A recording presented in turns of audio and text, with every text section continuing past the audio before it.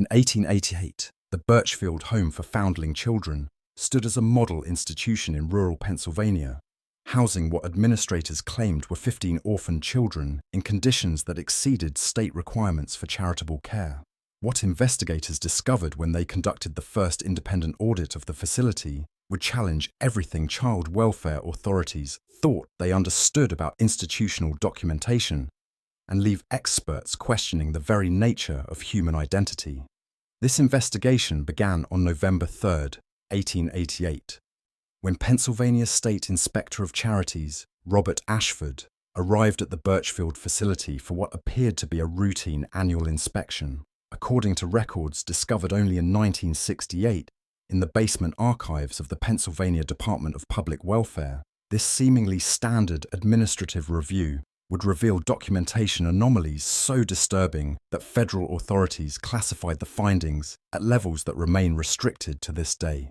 The Birchfield Home for Foundling Children had been established in 1881 by philanthropist Eleanor Birchfield, widow of coal magnate Harrison Birchfield, on a remote 200-acre estate in the mountains of central Pennsylvania. According to incorporation documents, the institution was designed to provide care for orphaned children from the region's mining communities, with capacity for 20 residents and staff of 6, including a resident physician. According to Inspector Ashford's preliminary report, preserved in the archives of the Pennsylvania Historical Society, the facility presented an appearance of exemplary management upon his arrival. Ashford's detailed account of the November 3rd inspection would later provide investigators with crucial evidence of what child welfare experts would classify as the most significant institutional anomaly ever documented in American orphanage administration. Ashford's initial report reads, "Arrived at Birchfield Home at 10:00 a.m. as scheduled. The facility's exterior presents well-maintained grounds and buildings that exceed typical standards for charitable institutions.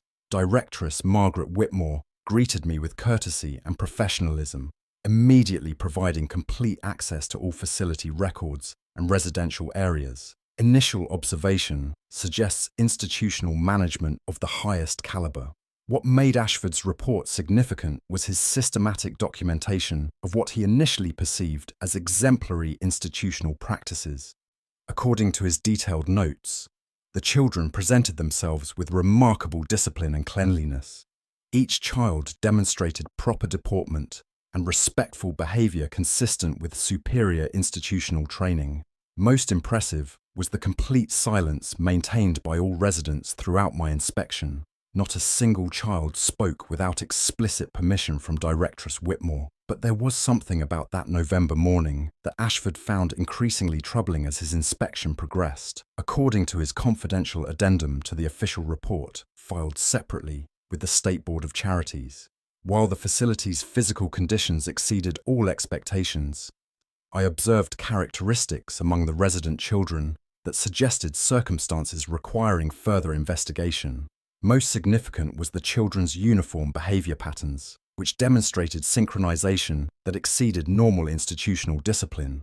The investigation took a disturbing turn when Ashford conducted the mandatory roll call of residents, required by Pennsylvania law to verify that documented children were actually present at the facility. According to his notes, Directress Whitmore presented the official registry documenting 15 resident children. However, when I requested that each child respond to their name during roll call, the response I received defied all expectations. According to Ashford's detailed account of the roll call, I called the first name on the registry, Sarah Mitchell, age 8, admitted June 1881. In response, 40 distinct voices answered simultaneously, "Present, sir." Not 15 voices, as the documented resident count would suggest, but 40 separate vocal responses emanating from throughout the residential building. This was just the beginning of what would become the most disturbing child welfare investigation in Pennsylvania history. Ashford's immediate investigation of the vocal anomaly revealed that while only 15 children were visibly present in the residential hall, the number of vocal responses to roll call consistently exceeded the visible population by a ratio of approximately 3 to 1. According to his notes, Systematic roll call of each registered resident produced identical results. 40 distinct vocal responses to each name called. Despite only 15 children being physically present during the inspection, the investigation deepened when Ashford demanded to see complete institutional records dating to the facility's establishment. According to documents discovered in the Birchfield archives, the orphanage had admitted a total of 127 children since opening in 1881, far exceeding the documented capacity of 20 residents. Even more disturbing was Ashford's discovery that the facility's discharge records documented only 12 children who had left the institution through adoption or transfer to other facilities. According to his analysis, administrative records document admission of 127 children over 7 years of operation, with only 12 documented discharges, suggesting current population of 115 residents, despite visible presence of only 15 children during inspection. Ashford's investigation revealed systematic discrepancies between admission records, discharge documentation, and visible resident populations that suggested either catastrophic record-keeping failures or systematic concealment of institutional activities. According to his confidential report, the mathematical impossibility of current resident calculations demands immediate investigation into the fate of more than 100 children whose presence cannot be accounted for through standard documentation.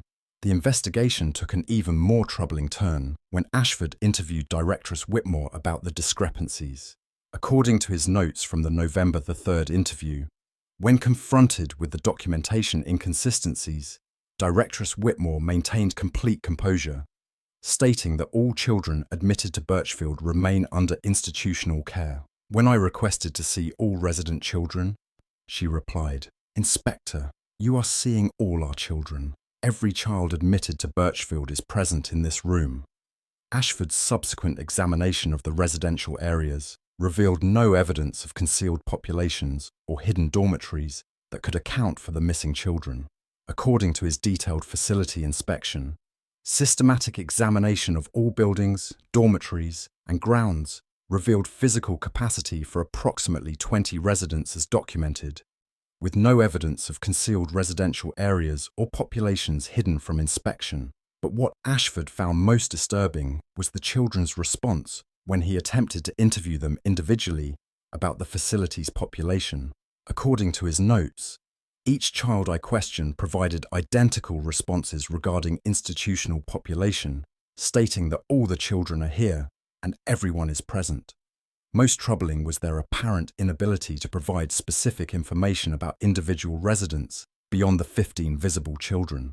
The investigation reached a critical phase when Ashford requested to interview the facility's resident physician, Dr. Marcus Thorne, whose medical records should have documented the health status of all admitted children. According to Dr. Thorne's testimony, recorded in Ashford's inspection report, "I provide medical care for all children residing at Birchfield. My patient records document complete health histories for every child admitted since the facility's establishment." Dr. Thorne's medical files, examined by Ashford during the inspection, revealed systematic documentation of health examinations, treatments, and developmental assessments for all 127 children admitted to the facility since 1881. According to Ashford's analysis, Dr. Thorne's medical records demonstrate continued care for all admitted children, with the most recent examination entries dated within the past month. Most disturbing is the physician's apparent documentation of ongoing medical care for children whose physical presence cannot be verified during inspection. Ashford's interview with Dr. Thorne revealed even more troubling details about the physician's medical practices at Birchfield. According to the interview transcript, when questioned about providing medical care to more than 100 patients who could not be visibly located, Dr. Thorne stated, "I examine every child regularly, Inspector. The fact that you cannot see them does not mean they are not present for medical care." The investigation took its most disturbing turn when Ashford demanded a demonstration of the facility's daily routines, including meal service, which should have revealed the actual number of residents being fed. According to his report, at my request, the evening meal was prepared and served at 5:00 p.m. on November the 3rd. staff prepared and served 43 portions, despite only 15 children being visibly present in the dining hall. Ashford's observation of the meal service revealed that while only 15 children were visible, food portions disappeared from plates throughout the dining hall, as if being consumed by invisible diners.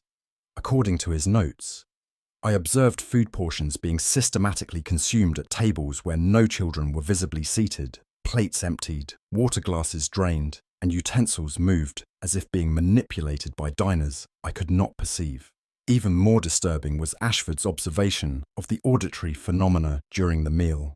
According to his report, while only 15 visible children sat in silence as institutional rules required, I perceived the sound of approximately 40 children eating, the distinct noises of cutlery, chewing and swallowing emanating from throughout the dining hall despite the absence of visible sources.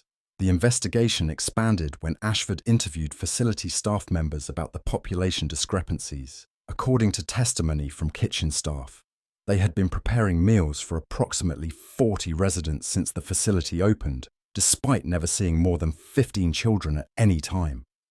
Mrs. Catherine O'Brien, head cook since 1881, provided testimony that Ashford found deeply disturbing.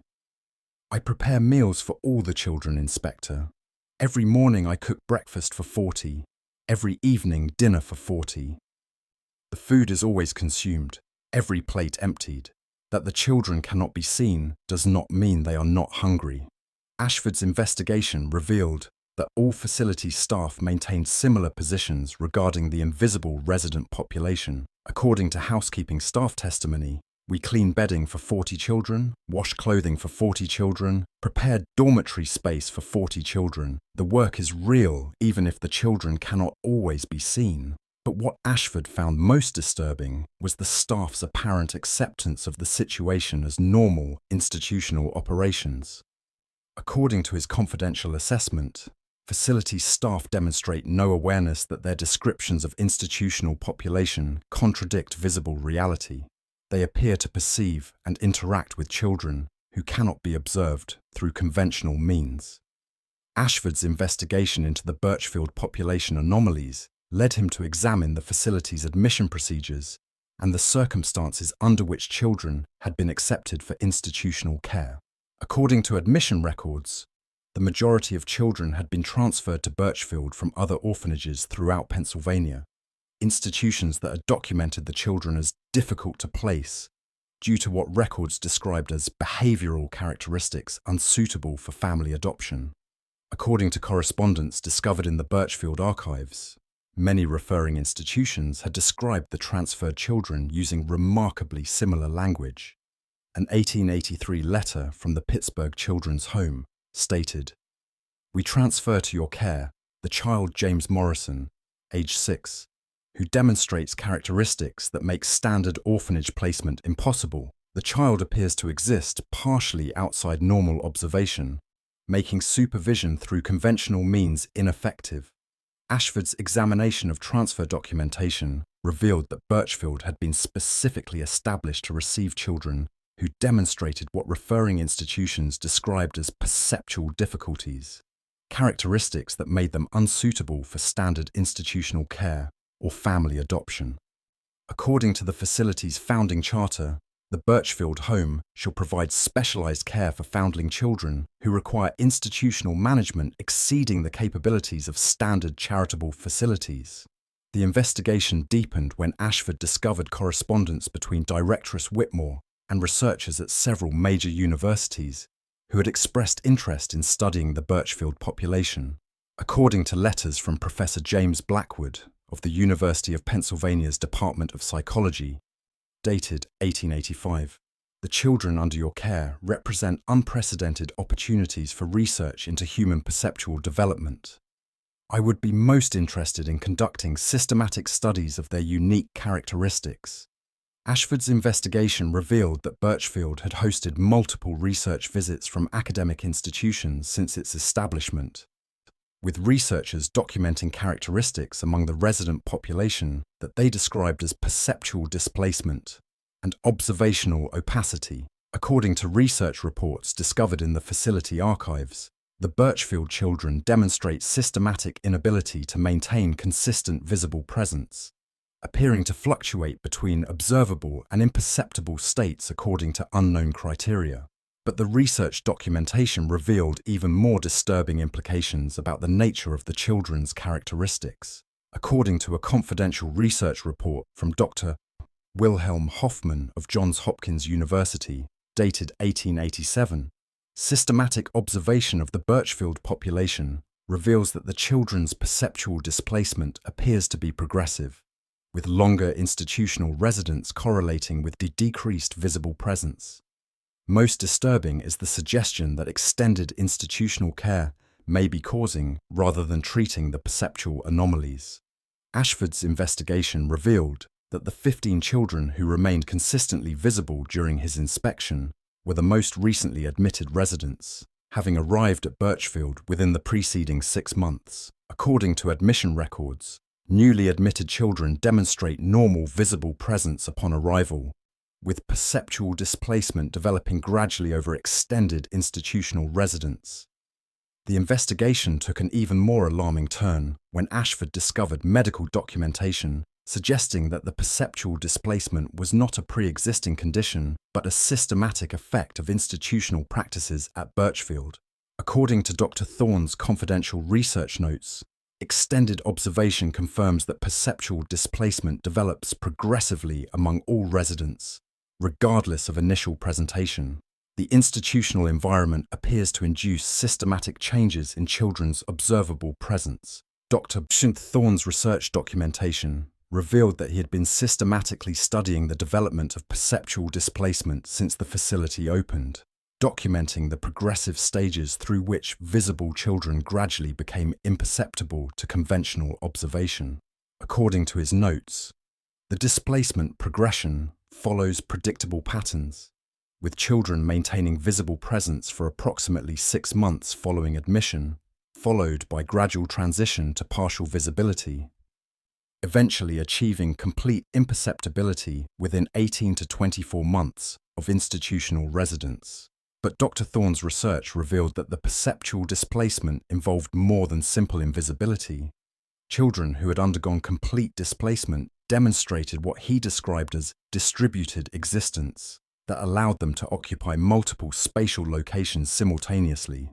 According to his documentation, children in advanced displacement states appear to exist in multiple locations throughout the facility simultaneously, explaining the phenomenon of 40 vocal responses to roll call from population of 15 visible individuals.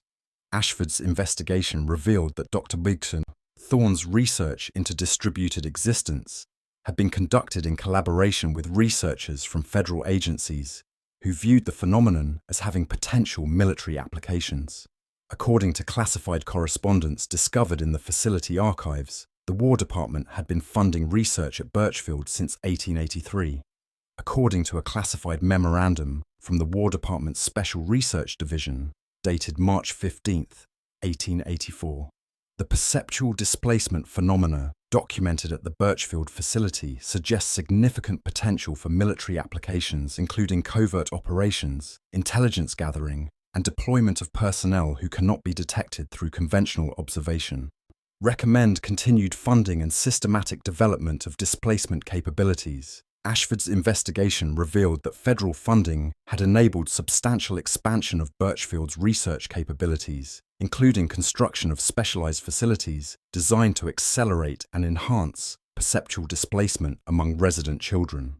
According to construction records, specialized dormitories have been constructed to provide controlled environments that facilitate rapid displacement development, reducing progression timeline from 24 months to approximately 6 months. But the federal research revealed disturbing objectives that extended far beyond simple study of natural phenomena. According to classified research proposals, systematic development of controlled perceptual displacement could produce operatives who exist in distributed states, allowing simultaneous presence in multiple locations, providing unprecedented advantages for intelligence operations and covert activities. The investigation took its most disturbing turn when Ashford discovered that children who had achieved complete perceptual displacement were being systematically recruited for federal intelligence operations.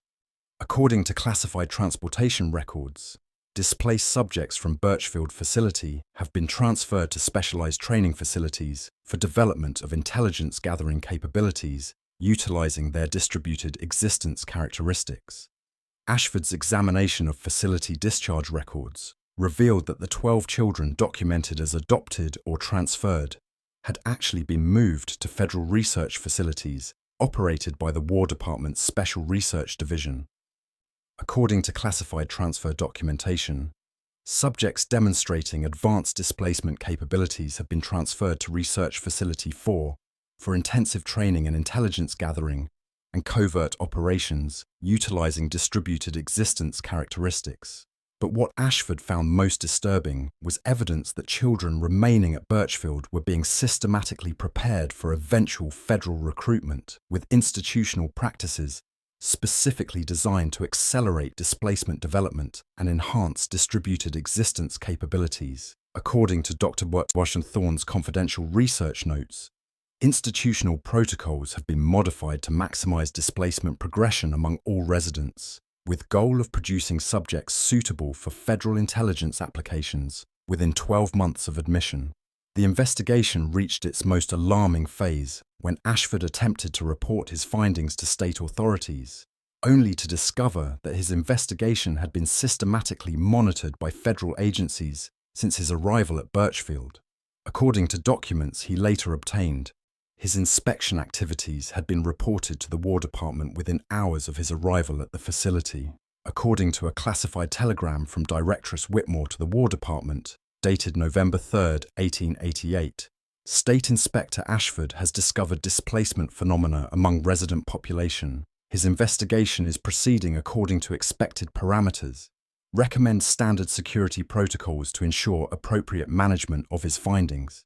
Ashford's official inspection report, submitted to the Pennsylvania State Board of Charities on November 15, 1888, documented significant irregularities in institutional record-keeping and recommended immediate follow-up investigation.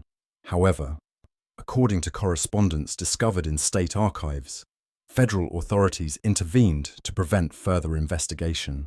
According to a letter from the U.S. Secretary of War to Pennsylvania Governor James Beaver, dated November 20, 1888, the Birchfield Home for Foundling Children operates under federal jurisdiction pursuant to classified research programs essential to national security. State inspection activities must be terminated immediately, and all documentation relating to the facility must be transferred to appropriate federal authorities. Ashford's investigation was officially closed in December 1888, with all documentation confiscated by federal agents. According to his final correspondence with the State Board of Charities, I have been instructed to cease all investigation of the Birchfield facility and transfer all records to federal custody. The circumstances I observed at Birchfield suggest systematic activities that exceed state oversight authority. However, Ashford's private journals, discovered after his death in 1923, reveal that he continued attempting to investigate Birchfield unofficially for several years following the official closure of his inspection. According to his notes, surveillance of the facility revealed ongoing admission of children from orphanages throughout Pennsylvania, with no corresponding increase in visible population.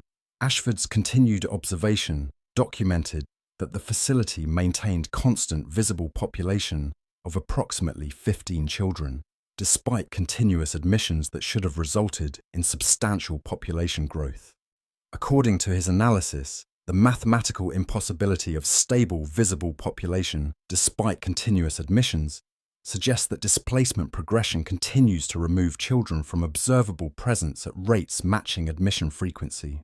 Most disturbing was Ashford's discovery that similar institutions had been established throughout the United States, all receiving federal funding and all housing populations of children who demonstrated progressive perceptual displacement. According to his research, systematic investigation reveals at least 23 specialized orphanages operating under federal oversight, each documenting similar patterns of perceptual displacement among resident populations. Ashford's final assessment, found in his private journals after his death, provided a warning that proved prophetic. The Birchfield facility and institutions like it represent systematic programs designed to produce children who exist in distributed states, suitable for intelligence operations. The 40 voices answering to 15 visible children represent not institutional anomaly, but evidence of systematic human modification programs designed to create operatives who cannot be detected through conventional observation. The Birchfield Home for Foundling Children continued operations until 1952, when it was officially closed and converted to federal research facility status with complete classification of all historical records. According to documents obtained through Freedom of Information Act requests in 1968, the facility had admitted more than 2,000 children during its operational period, with only 47 documented discharges through conventional adoption or transfer. Federal investigators examining Birchfield records in 1968 noted that the fate of more than 1,900 children remained undocumented in available records, suggesting systematic transfer to classified intelligence programs. According to CIA analysis, historical records suggest that Birchfield and similar institutions served as recruitment and training facilities for operatives possessing distributed existence capabilities suitable for intelligence operations requiring imperceptibility to conventional observation. Current intelligence assessments suggest that operatives trained through programs originating at Birchfield and similar facilities may continue to serve in classified intelligence operations, their distributed existence allowing them to conduct surveillance and covert activities while remaining imperceptible to conventional detection. According to confidential sources, contemporary intelligence operations utilize personnel with distributed existence capabilities for activities requiring complete operational invisibility. Today, the former Birchfield facility remains under federal control, classified as a restricted research installation operated by agencies whose existence is not publicly acknowledged. According to sources within federal law enforcement, the facility continues to serve as a training center for operatives possessing distributed existence characteristics. The mystery of the Birchfield children remains classified more than a century after Ashford conducted his investigation. Despite decades of inquiry, federal authorities continue to restrict access to information about the fate of children who underwent perceptual displacement and the programs that may have systematically produced invisible operatives for intelligence operations.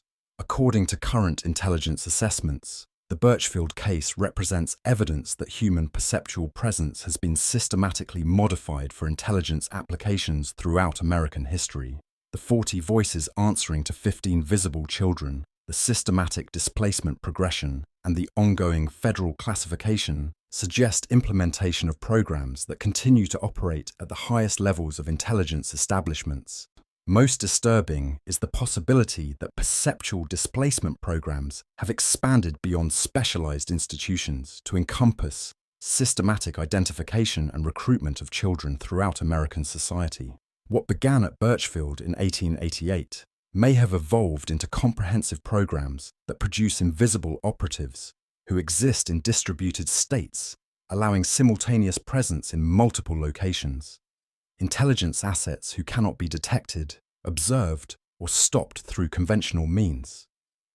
The 40 voices that answered when only 15 children were visible represent the only documented evidence of systematic human modification programs that may have created thousands of invisible operatives serving in intelligence operations that the American people have never been permitted to understand.